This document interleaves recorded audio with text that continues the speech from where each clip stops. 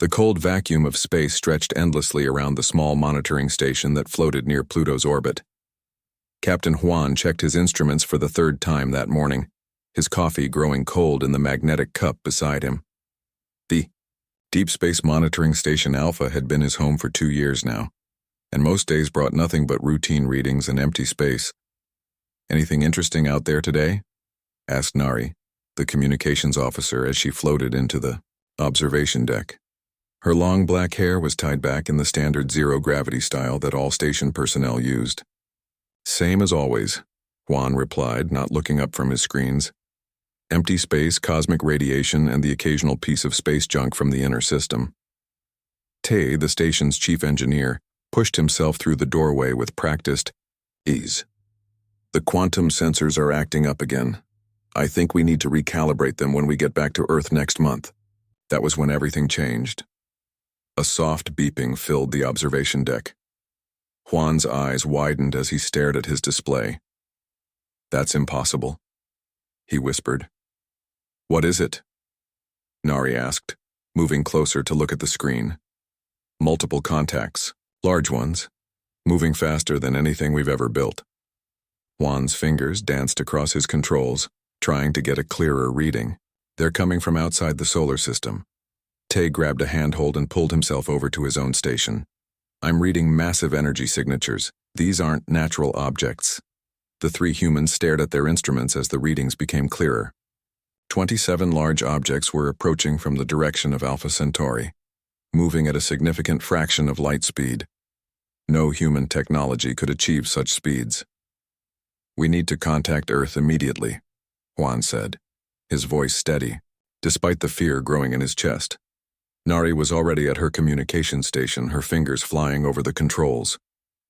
"Priority 1 transmission to Earth Defense Command. Emergency contact protocols." On the other side of the solar system, in a massive space station hidden in the asteroid belt between Mars and Jupiter, Admiral Sung received the transmission.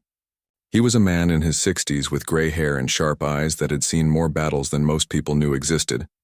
Earth's top military strategist, he had been preparing for this day for over 30 years. "Sir," his aide approached carefully, "we're receiving a priority transmission from Deep Space Station Alpha." Admiral Sung listened to Juan's report without interruption. When it finished, he was quiet for a long moment. Then he pressed a button on his desk. "This is Admiral Sung. Condition read throughout the system. All personnel to battle stations. This is not a drill." Across Earth's solar system, hidden installations came to life. On Luna, massive weapon systems that looked like mining equipment began to power up. In the asteroid belt, what appeared to be simple mining stations revealed their true purpose as their camouflage fell away. The alien fleet continued its approach, unaware that they were being watched by hundreds of sensors, scattered throughout the solar system. Their ships were beautiful in a way that human vessels were not. Sleek, curved, and glowing with soft blue light. They looked more like works of art than weapons of war. Admiral Krixtal stood on the bridge of the flagship, a massive vessel over 2 kilometers long.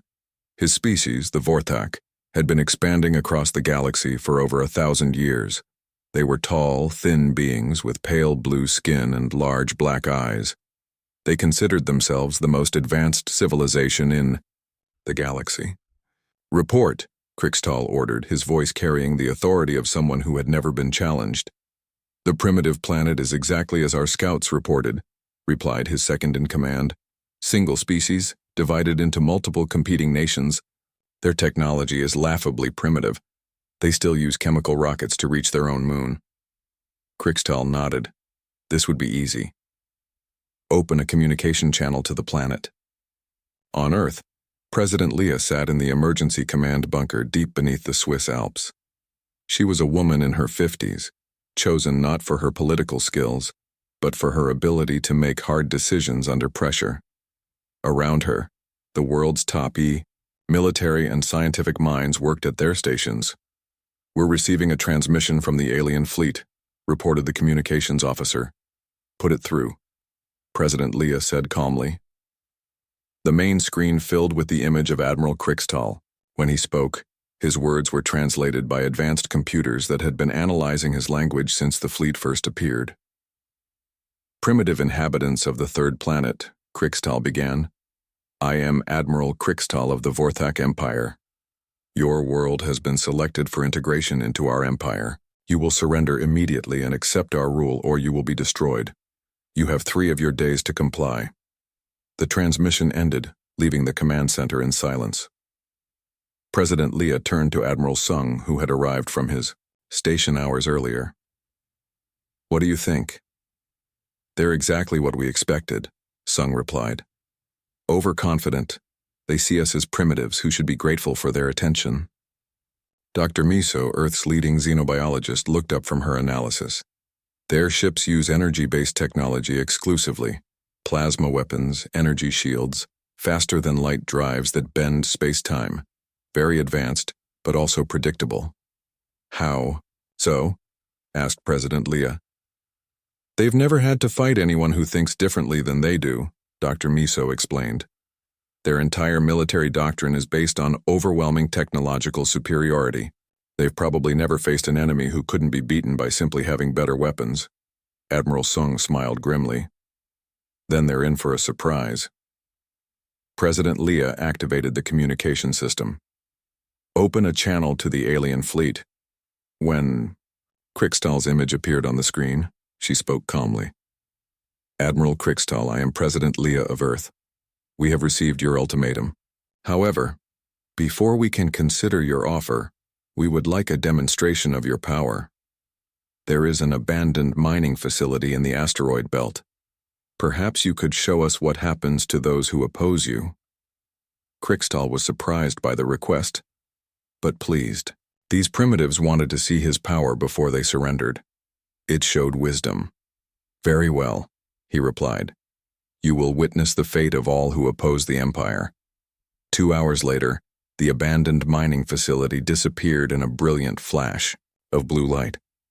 The Vorthak plasma cannons had reduced it to atoms in seconds. Across the solar system, hidden sensors recorded every detail of the attack. The energy signatures, the weapon patterns, the shield frequencies, everything was analyzed and stored. Excellent, Admiral Sung said, watching the data flow into Earth's military computers. Now we know exactly what we're dealing with. Captain, Jin floated in the cockpit of his stealth reconnaissance ship, watching the alien fleet from a distance of only a few thousand kilometers. His ship was invisible to their sensors, using technology that the Vorthak had never encountered. Around him, dozens of other human ships moved silently through space, mapping every vessel in the enemy fleet. This is interesting, Jin reported back to Earth. Their flagship is heavily armed, but their escort vessels have significant blind spots, and their formation is designed for intimidation, not combat efficiency.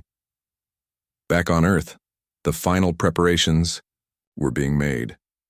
Humanity had been preparing for this day for over 50 years, ever since they had found the first alien artifacts buried in the ice of Antarctica. They knew that eventually, someone would come to Earth. They just hadn't known. But the 3 days passed quickly. As the deadline approached, President Leah prepared to give the Vorthak their answer, but it would not be the answer they expected. Admiral Krixtal waited on his bridge, confident that the primitives would surrender. After all, they had seen his power. What choice did they have? He was about to learn that humanity always had a choice, and that choice was never surrender. 3 days had passed since the Vorthak ultimatum, and Admiral Krixtal expected the primitive humans to contact him with their surrender. Instead, he received a different message. Admiral Krixtal, came President Leah's calm voice over the communication channel. We require more time to prepare for the surrender ceremony. Our leaders from across the planet need to gather. We request that you move your fleet into our solar system so that all of humanity can witness your power. Krixtal found this reasonable. These primitives wanted to make sure their surrender was properly dramatic. It would serve as a good example to other worlds the Empire might encounter. Very well, he replied. We will move to orbit around your moon. You have 1 more day to prepare your ceremony. What Krixtal didn't know was that humanity had been preparing for much longer than 1 day. Deep beneath the surface of Luna, Fleet Commander Yan sat in a command center that had taken 20 years to build. She was only 35 years old, but had been trained for this moment since childhood. Around her, hundreds of officers monitored screens showing every ship in the Vorthak fleet. "Status report," Yan ordered. "All lunar weapon systems are online and ready," reported her weapons officer. "The mass drivers are loaded and targeted. Earth-based systems? All orbital platforms report ready. The asteroid belt installations are in position. Fleet status? All ships are in position and maintaining stealth protocols. The enemy still believes we only have primitive chemical rockets." Yan nodded. Everything was going according to plan. Dr. Miso worked frantically in her laboratory, analyzing every piece of data they had collected about the Vorthak technology. Her team had been studying the energy signatures from the destroyed mining facility for 3 days straight. "Their shields operate on a rotating frequency pattern," she explained to her assistant. "Every 12 seconds, the frequency shifts to prevent prolonged weapons fire from penetrating. But there's a gap, 0.73 seconds, where the shields are vulnerable during the transition." "What about their weapons?" asked her assistant. "Plasma-based, very powerful, but they have a significant recharge time. After firing, each weapon needs 47 seconds to rebuild its charge. They rely on having so many weapons that the recharge time doesn't matter." Dr. Miso smiled grimly. "They've never fought anyone who could exploit these weaknesses." Meanwhile, Engineer Bora led her team in the final preparations of Earth's defense systems. What the Vorthak saw as primitive kinetic weapons were actually highly advanced railguns, capable of accelerating projectiles to significant fractions of light speed. "The beauty of kinetic weapons," Bora explained to her team, "is that they don't use energy signatures that can be detected until it's too late. By the time they see our projectiles coming, they won't have time to react." Her weapons were hidden inside what appeared to be civilian space stations and mining platforms throughout the solar system. The Vorthak sensors showed only primitive industrial installations, not the massive weapons that were actually there. Captain Jin continued his reconnaissance missions, his stealth ship moving silently among the Vorthak fleet. His reports painted a picture of an enemy that was powerful but predictable. "Their command structure is highly centralized," he reported. "All orders come from the flagship. If we can disrupt their communications, the smaller ships won't know how to react." "What about their defensive patterns?" asked Yeon. "They maintain formation, even when not in combat. They've never learned to spread out because they've never faced an enemy that could threaten multiple ships at once." This information was invaluable. Humanity had spent centuries fighting each other, learning hard lessons about tactics and strategy. Every war, every battle, every defeat had taught them something new about combat. The Vorthak, by contrast, had been so powerful for so long that they had forgotten how to truly fight. As the Vorthak fleet entered Earth's solar system, they were impressed by what they saw. The humans had numerous space installations, mining platforms, research stations, and what appeared to be simple satellite networks. It looked like a thriving but primitive civilization. "They have more infrastructure than we initially thought," observed Krikstal's second-in-command. "But it's all very basic. Chemical rockets, simple nuclear reactors, primitive manufacturing." "It doesn't matter," Krikstal replied. "After they surrender, we can improve their technology. They might actually be useful as workers." What the Vorthak didn't realize was that every primitive installation they saw was actually a carefully disguised weapon platform. The humans had spent decades perfecting the art of camouflage, making their most advanced weapons look like simple industrial equipment. On Earth, the final preparations were being made. Ambassador Hio stood in the communication center, preparing to deliver humanity's response to the Vorthak ultimatum. He was a diplomat by training, but also a former military officer who understood exactly what was about to happen. "Are all systems ready?" he asked. "Confirmed," came the reply from Admiral Sung. "All weapon platforms are online and targeted. Our ships are in position throughout the system. Fleet status: 200 combat vessels are currently hidden among our civilian traffic. The enemy has identified them as cargo ships and mining vessels." Ambassador Hio nodded. "The deception. had been perfect. The surrender ceremony was scheduled to begin in 2 hours.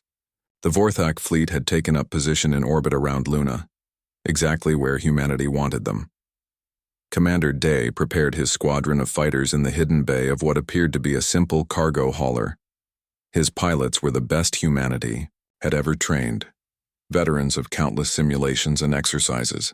They had been preparing for this battle their entire lives. Remember, Day told his pilots, they've never seen our fighting style before. Their tactics are based on overwhelming firepower and technological superiority. They don't understand maneuverability or coordinated strikes.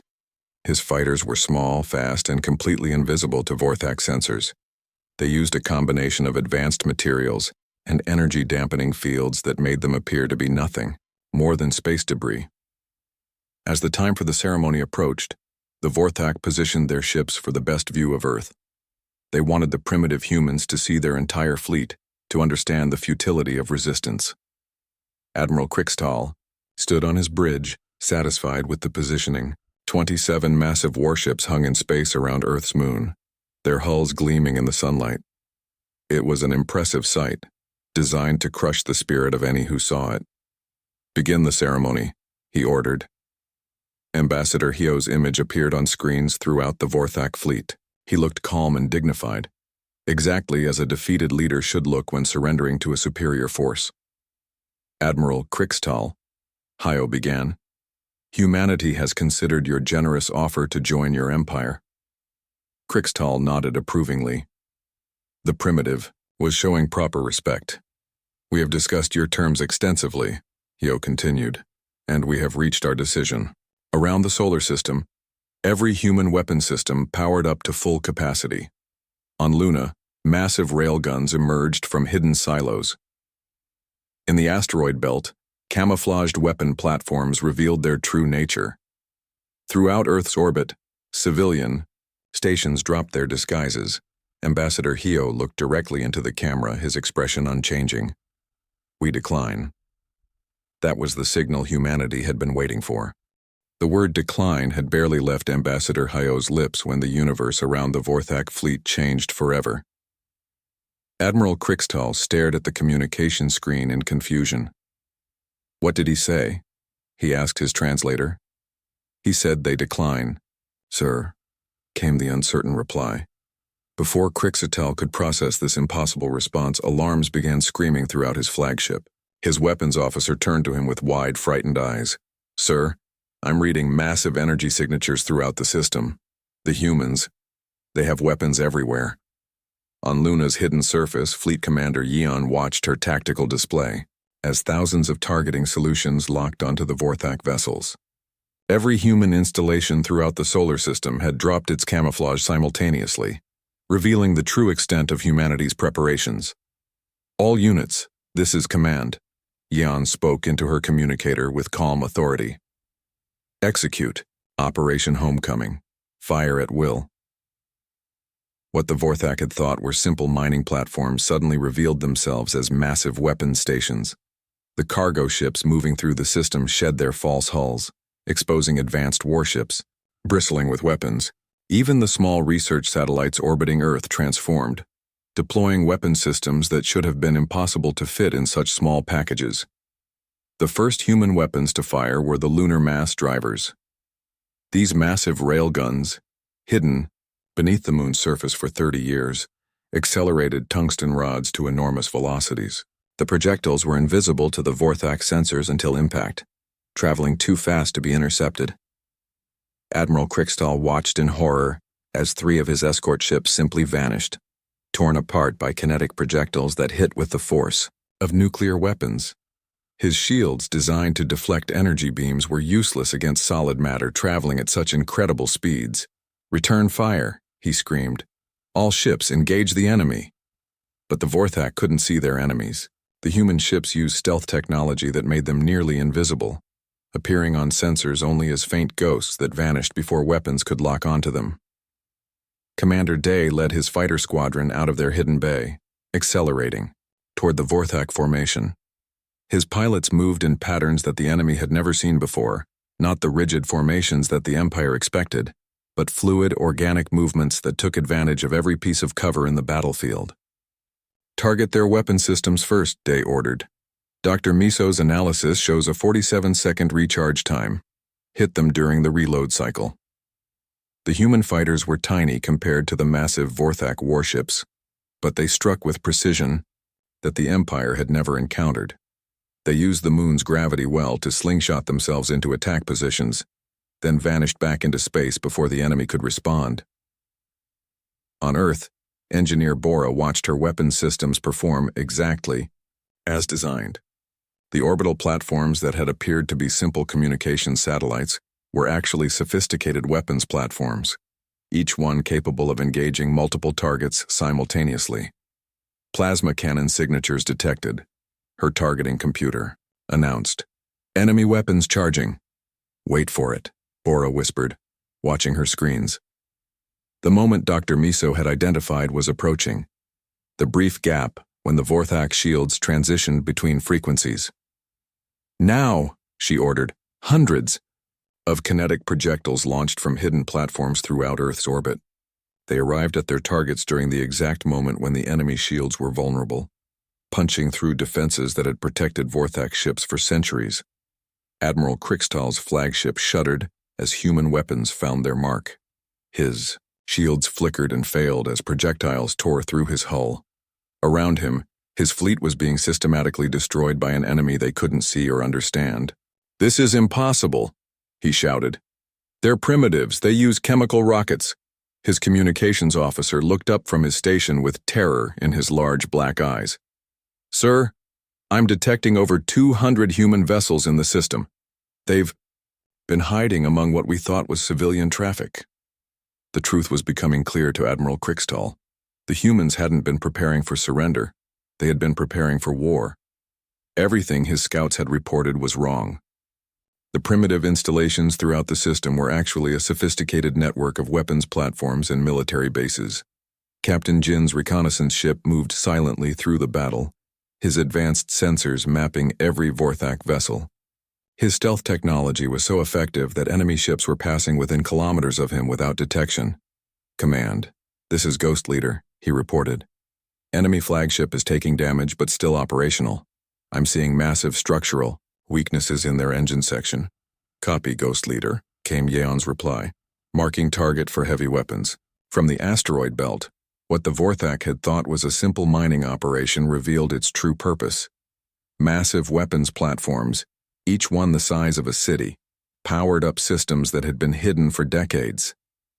These installations fired projectiles so large that they could be seen approaching from thousands of kilometers away. But by the time the Vorthak could see them coming, it was far too late to avoid them. The flagship's engine section exploded in a brilliant flash as one of the massive kinetic projectiles found its mark.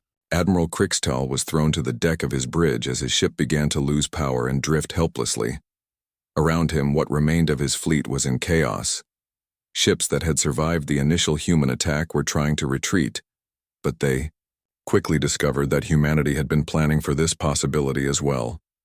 Every escape route from the inner system was blocked by human forces that had been lying in wait. The primitive humans had herded the Vorthak fleet exactly where they wanted them, then closed the trap.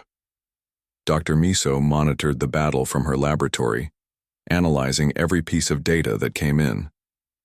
The Vorthak weapons and defenses were performing, exactly as her models had predicted, but the enemy ships themselves were reacting in ways that surprised even her. "They're panicking," she reported to Admiral Sung. "Their formations are breaking apart. They've never faced an enemy that could threaten them like this." "What about their tactics?" Sung asked. "They don't have any," Dr. Miso replied. "They've relied on technological superiority for so long that they've forgotten how to actually fight. They're just firing randomly and hoping to hit something." This was the difference between the Vorthak Empire and humanity. The Empire had conquered, through overwhelming force, intimidating primitive civilizations into surrender. Humanity had learned to fight by fighting each other for thousands of years, developing tactics and strategies that the Empire had never encountered. Commander Days, fighters struck again, this time targeting the Vorthak communication arrays. Within minutes, the surviving enemy ships found themselves unable to coordinate their defense. Each vessel was fighting alone, isolated, and confused. "This is too easy," one of Day's pilots commented over the radio. "Stay focused," Day replied. "Easy battles are the ones where you make mistakes." But the pilot was right. The Vorthak fleet, which had seemed so terrifying when it first arrived, was being destroyed with almost casual efficiency by human forces that had been perfectly prepared for this moment. Fleet Commander Yeon watched the tactical display as the last few Vorthak ships tried desperately to escape the system. None of them would make it. Humanity had spent too long preparing, and had positioned their forces too carefully to let any of the invaders survive. "Estimated time to complete enemy destruction?" she asked her tactical officer. 14 minutes, ma'am." Jan nodded. In less than an hour, humanity had gone from appearing to surrender to completely annihilating a fleet that represented the might of a galactic empire. The Vorthak had made the mistake that countless aggressors throughout human history had made. They had underestimated their prey. Now they were learning what happened when you threatened humanity's home. Admiral Krickstall dragged himself across the shattered bridge of his flagship, emergency lighting casting strange shadows through the smoke and sparks. Half of his crew was dead, the other half struggling to keep basic life support running. Around him, the battle continued, but it was no longer a battle, it was a slaughter. "Communications," he shouted to his surviving officers. "I need to contact the Empire. They must be warned." His communications officer, blood running from a cut on her pale blue forehead, worked desperately at her damaged console. "The humans are jamming our long-range signals, sir. I can't break through." Through the cracked viewport of his bridge, Krickstall watched the systematic destruction of his fleet. The human attacks came from every direction, perfectly coordinated. Strikes that exploited weaknesses he hadn't even known existed. His ships, the pride of the Vorthak Empire, were being torn apart by an enemy they couldn't even see clearly. Captain Gu led his squadron of fighters in another attack run, his small craft dancing between the massive alien vessels like deadly insects. His pilots had trained for this their entire lives, learning to use every advantage that human reflexes and intuition could provide.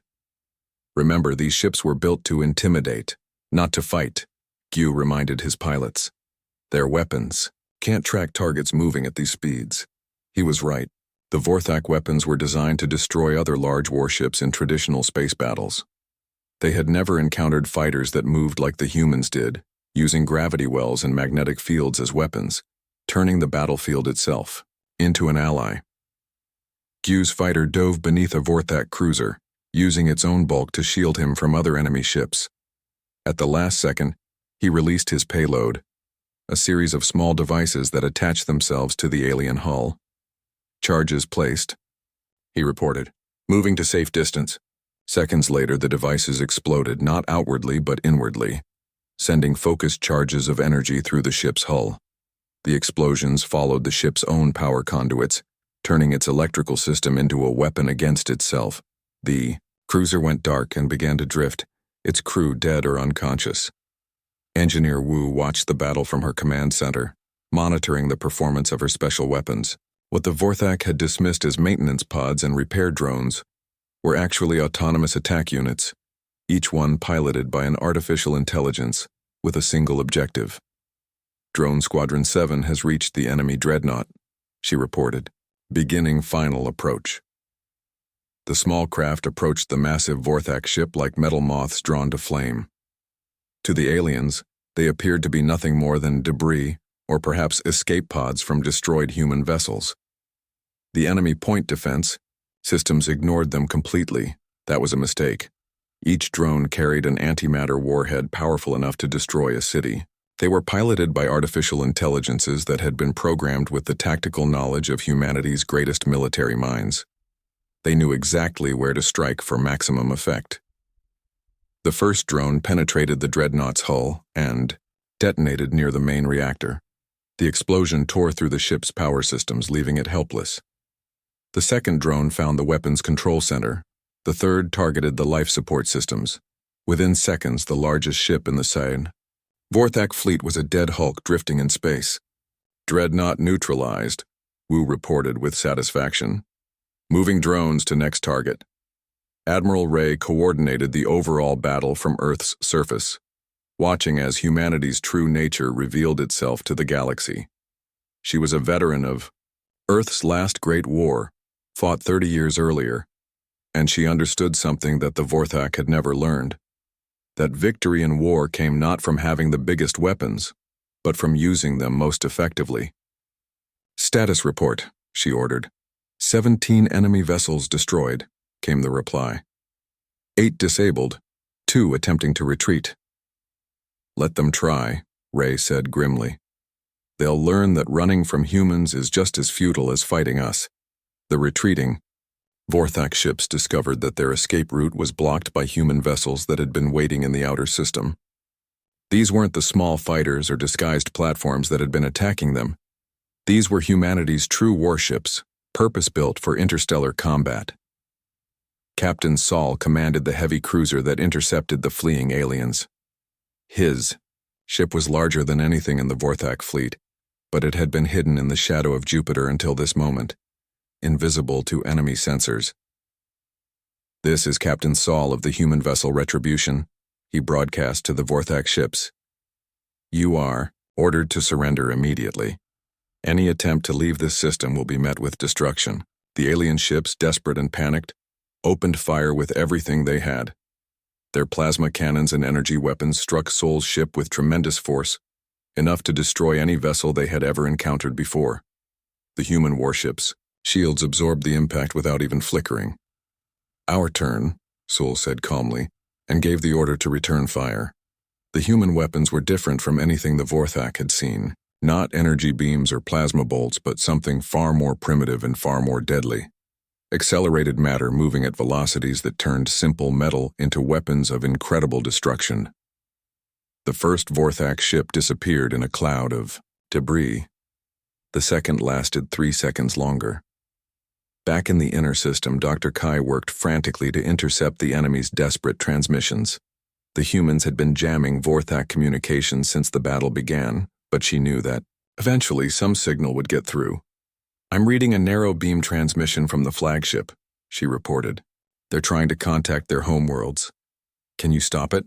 asked Admiral Sung. "Too late," Dr. Kai replied. "But I can monitor it. They're sending a warning about Earth's military capabilities." The transmission was brief, but terrifying. Admiral Crixtall's final message to his empire was simple. "Unrecorded power, fleet destroyed, humans not primitive, send no more ships."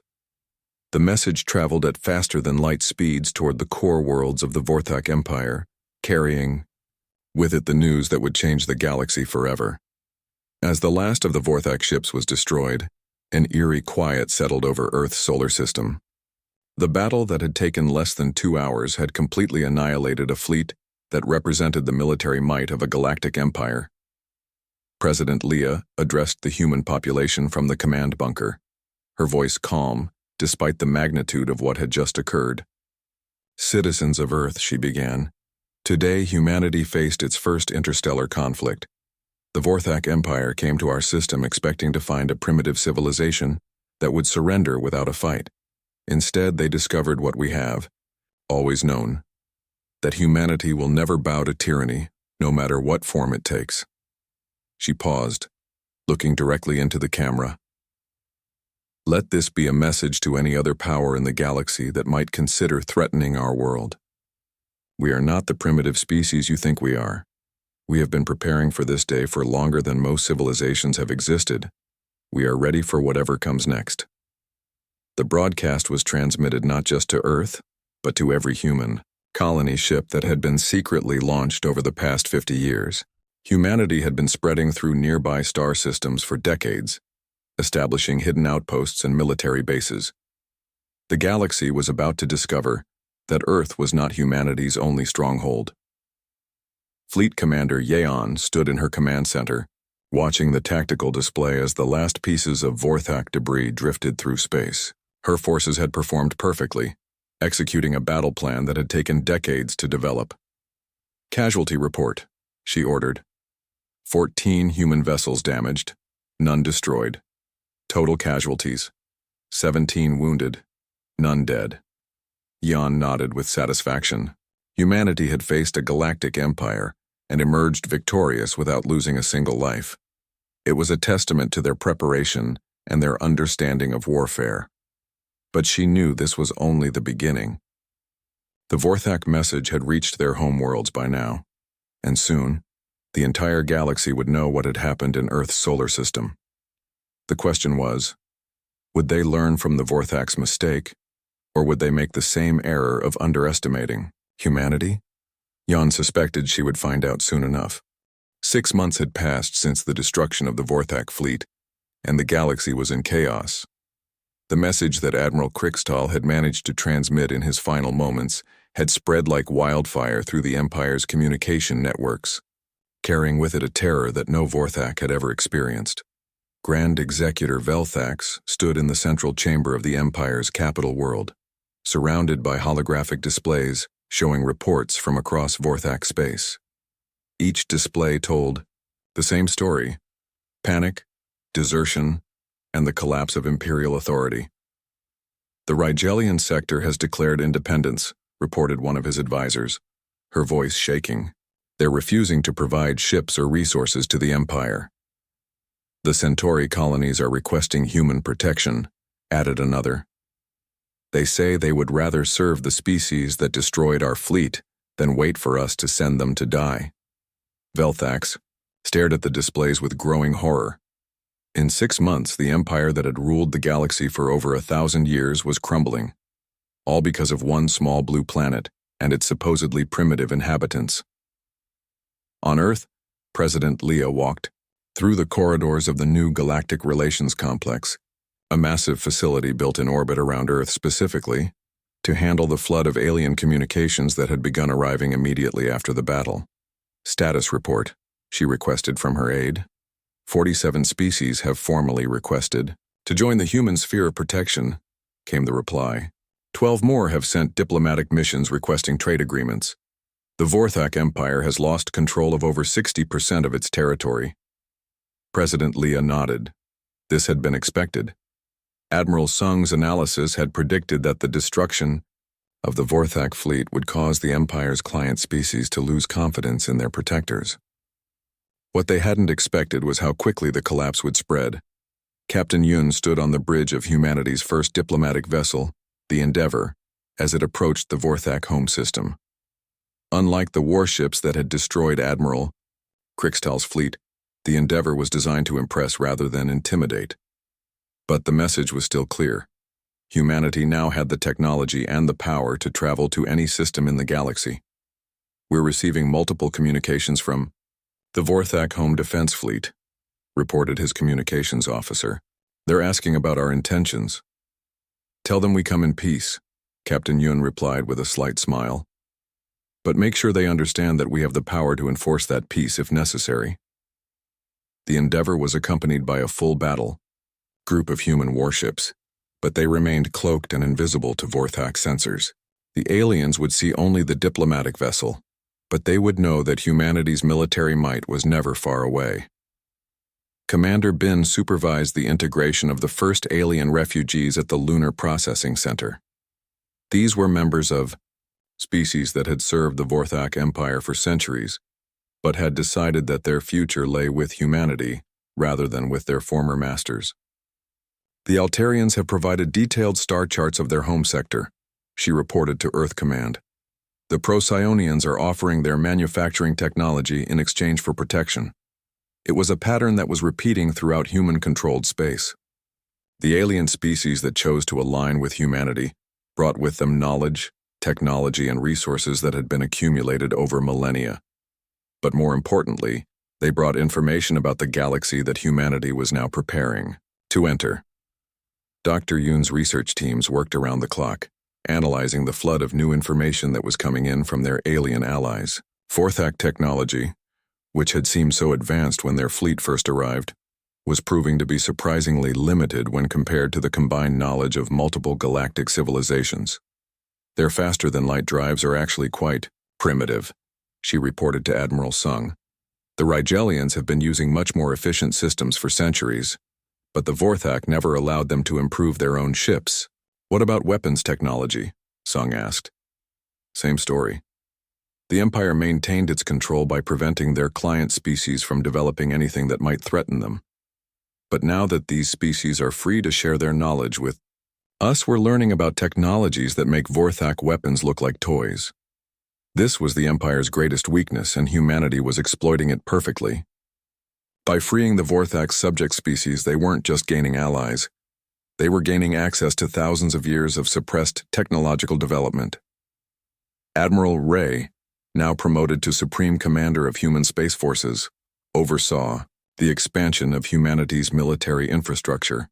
The solar system that had once hidden its weapons was now openly displaying its power, and that power was growing every day. Construction report, she requested. Shipyard Alpha is producing 2 new cruisers per month, came the reply. The asteroid belt installations have been expanded to handle capital ship construction. We'll have our first dreadnought ready within the year. But humanity's greatest advantage wasn't their growing fleet. It was their understanding of war itself. While the Vorthak had relied on technological superiority and intimidation, humans had learned to fight by fighting each other for thousands of years.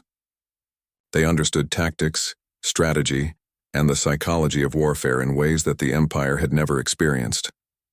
Captain Sol patrolled the borders of human space in his newly upgraded vessel, now equipped with technology provided by humanity's alien allies.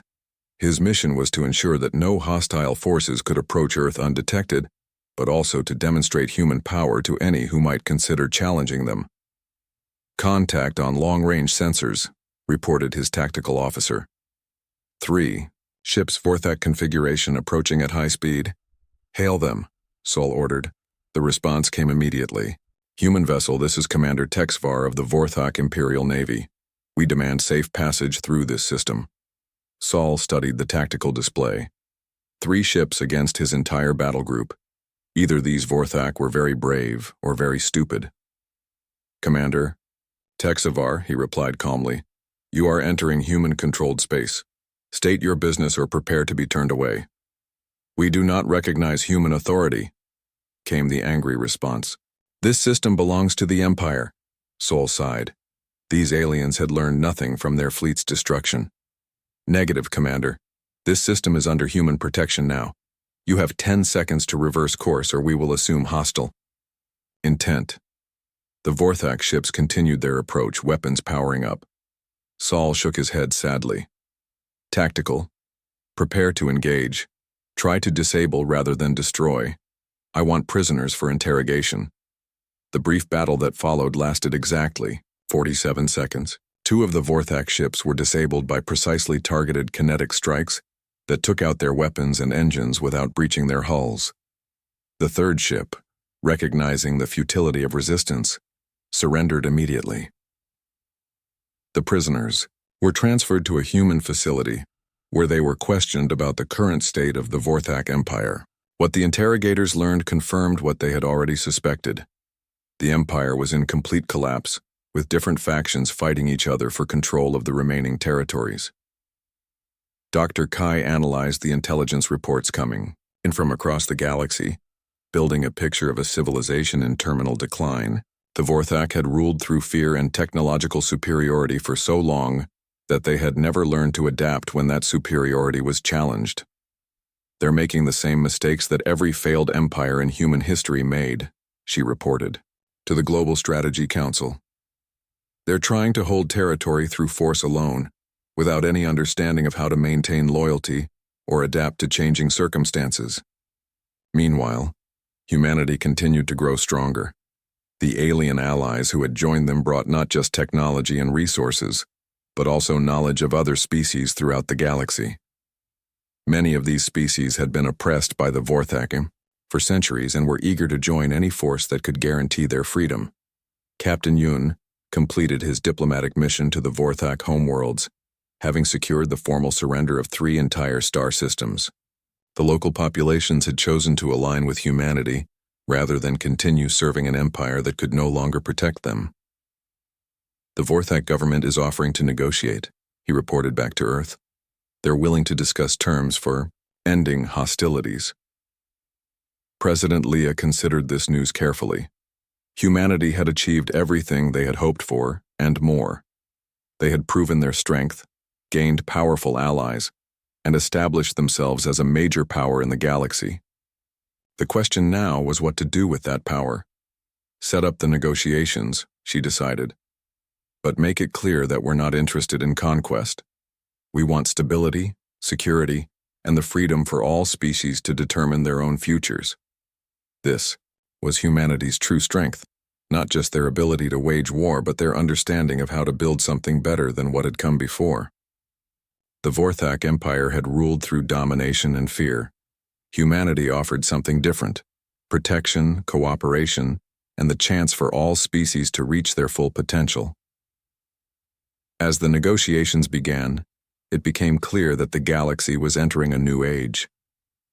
The 1,000-year reign of the Vorthak Empire was ending, and in its place something unprecedented was emerging: a galactic civilization based not on conquest, but on cooperation between species that had seen 2 years after the Battle of Earth. The galaxy looked completely different than it had when Admiral Krixtal's fleet first entered the solar system. The Vorthak Empire, which had ruled unopposed for over 1,000 years, existed now only as a collection of minor systems, clinging desperately to their former glory. Admiral Sung stood on the observation deck of the massive space station that orbited Earth, watching as the latest group of human colonists departed for the Rigel system. The station, now called Humanity Prime, served as the coordination center for human expansion across the galaxy. "Status report," he requested from his aide. "Colony ship Terra Nova has departed for the Altair system with 15,000 settlers," came the reply. "The Vega shipyards report completion of our first Galaxy-class dreadnought, and we've received formal requests for human protection from 12 more systems." Sung nodded with satisfaction. Humanity's expansion across the galaxy was proceeding, exactly as planned, but it wasn't expansion through conquest, it was expansion through invitation. Species throughout the galaxy were asking humans to establish colonies in their systems, seeking the protection and prosperity that human presence seemed to guarantee. Commander Yun walked through the halls of the Galactic Assembly, a massive structure that had been built in neutral space to serve as a meeting place for the galaxy's new cooperative government. Representatives from over 200 species gathered here regularly to discuss trade, security, and the peaceful resolution of disputes.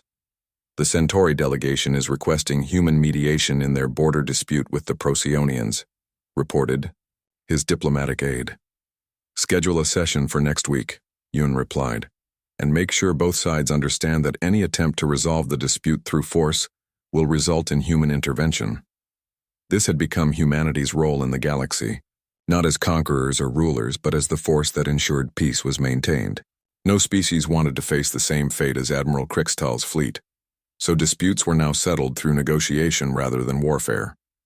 Dr. Yun supervised the final integration of Vorthak technology into human systems, but the irony was that much of what they were learning was actually inferior to technologies that humanity's alien allies had developed in secret during their years of oppression.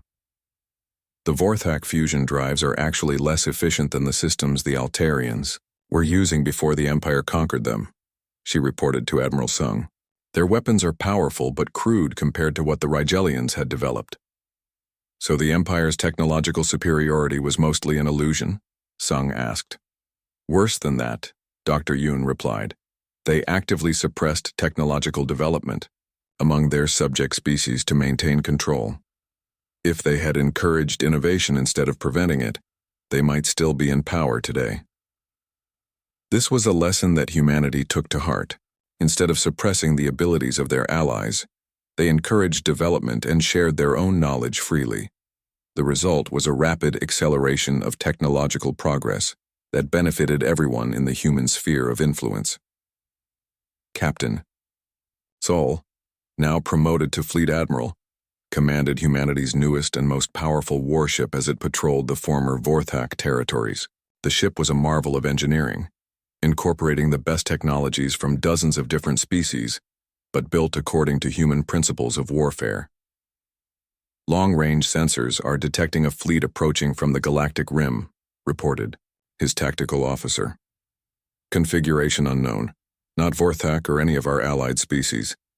Sol studied the sensor readings with interest. How many ships? 47 vessels, sir. Much larger than Vorthak designs. They're broadcasting a message. Put it through. The main screen filled with the image of a being unlike anything Sol had seen before. Tall, covered in what appeared to be metallic scales with multiple arms and glowing red eyes. Inferior species, the being spoke, its voice translated by the ship's computers. I am War Leader Krexthul of the Draconian Hegemony. This galaxy belongs to us now. Surrender your worlds and serve us, or be destroyed. Sol almost smiled. Another empire that thinks they can intimidate their way to victory. He opened a communication channel. War Leader Krexthul, this is Fleet Admiral Sol of the Human Defense Forces. This galaxy is under our protection. Reverse course immediately or face the consequences. The alien's response was immediate. Humans? We have heard of your species. You destroyed some primitive empire called the Vorthak. We are not so easily defeated. Prepare to face the might of a true galactic power. Sol turned to his communications officer. Send a message to all human forces in the galaxy. Code Omega protocols. We have new visitors who need to learn the same lesson the Vorthak did. Throughout human space, the message was received and understood. Within hours, ships that had appeared to be simple cargo vessels and research platforms began to reveal their true nature. The galaxy's new visitors were about to discover that humanity had learned from their first interstellar conflict. President Leah, now in her third term, addressed the Galactic Assembly from Earth. Members of the Assembly, she began, we face a new challenge. The Draconian Hegemony has entered our galaxy with hostile intentions, but we have faced such threats before, and we will face them again. She paused, looking directly into the camera that would broadcast her words to every world in the human sphere. The Draconians believe they are facing the same galaxy that the Vorthak once ruled. Divided, weak, and easily conquered. They are wrong. This galaxy is now united under the principles of cooperation, mutual defense, and shared prosperity. Any attack on one of us is an attack on all of us. The response was immediate and overwhelming. Species throughout the galaxy volunteered their ships, their technology, and their warriors to defend their new way of life. The Draconians had expected to find a galaxy of scattered primitive civilizations. Instead, they found themselves facing a united front of hundreds of species led by the most dangerous warriors the galaxy had ever produced. The first battle took place at the edge of human space, where Fleet Admiral Sol's task force intercepted the Draconian advance fleet. The aliens attacked with overwhelming confidence, their massive ships unleashing weapons that dwarfed anything the Vorthak had possessed. But humanity had learned and adapted. Their ships moved with the same fluid grace that had destroyed Admiral Krixtal's fleet, but now they were supported by allied vessels from dozens of species, each contributing their own unique technologies and tactics to the battle. The Draconian war leader watched in growing horror as his fleet was systematically torn apart by enemies that fought unlike anything he had ever encountered. These humans didn't just use superior technology, they used superior thinking, coordinating their attacks with a precision that seemed almost telepathic. This is impossible, Krexthul screamed as his flagship began to take damage. We are the conquerors of 17 galaxies. And now you're just debris in this one, Sol replied calmly as his weapons found their mark. The battle lasted 3 hours. When it ended, the Draconian Hegemony's advance fleet had been completely destroyed, just as the Vorthak fleet had been 2 years earlier. But this time, humanity was ready for what came next. Commander Bin led the interrogation of the few Draconian survivors, learning about their empire and its methods of conquest. What she discovered was remarkably similar to the Vorthak, another civilization that had grown powerful by conquering weaker species, but had never learned to adapt when faced with real opposition. They rule 17 galaxies, she reported, to the Global Strategy Council, but they rule them the same way the Vorthak ruled this one, through fear and technological superiority. They've never faced an enemy that could match their technology or exceed their tactical abilities. So their Going to make the same mistakes the Vorthak made? Asked Admiral Sung. Exactly, Ben replied. They'll send a larger fleet expecting that overwhelming force will succeed where their advance fleet failed. They don't understand that the problem isn't the size of their force. It's their entire approach to warfare. 6 months later, the main Draconian fleet arrived. Over 3,000 ships, the largest military force ever assembled in the galaxy's recorded history. War leader Krexthol's replacement, Supreme Commander Vexmath, was certain that this time, the humans and their allies would be overwhelmed by sheer numbers. He was wrong. Admiral Sung commanded the defense from Humanity Prime, coordinating not just human forces, but allied fleets from across the galaxy. The battle that followed made the destruction of the Vorthak fleet look like a minor skirmish. Humanity had spent 2 years preparing for this moment, building weapons and developing tactics specifically designed to handle large enemy fleets. Their alien allies had contributed technologies and strategies refined over millennia. The result was a level of military coordination that the Draconians had never imagined possible. The battle lasted 2 days. When it ended, the Draconian hegemony had lost its entire invasion force and with it, its ability to threaten any other galaxy.